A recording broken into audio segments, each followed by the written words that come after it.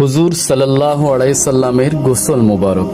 হুজুর সাল্লাল্লাহু আলাইহি ওয়াসাল্লাম এর গোসল মুবারকের সময় সাহাবে কেরাম চিন্তা করতে লাগলেন এবং পরস্পর আলোচনা করতে লাগলেন যে যেভাবে অন্য লোকদের কাপড় খুলে গোসল দেয়া হয়, হুজুর সাল্লাল্লাহু আলাইহি সাল্লাম কি সেভাবে কাপড় মুবারক খুলে গোসল দেয়া হবে নাকি কাপড় সহ গোসল দেওয়া হবে। এই বিষয়ে আলোচনা হচ্ছিল। হঠাৎ সবার উপর ঘুমের আবির্ভাব হলো এবং সবের মাথা বুকের উপর ঝুঁকে পড়ল। অতঃপর সবার কানে একটি আওয়াজ আসলো। কোনো একজন বলছিল, তোমরা জানো না ইনি কে? সাবধান, ইনি আল্লাহর রসুল, ওনার কাপড় খুলবে না, ওনাকে কাপড় সমেত গোসল দাও। অতঃপর সবার চোখ খুলে গেল এবং হুজুরকে কাপড় সমেত গোসল দেয়া হলো।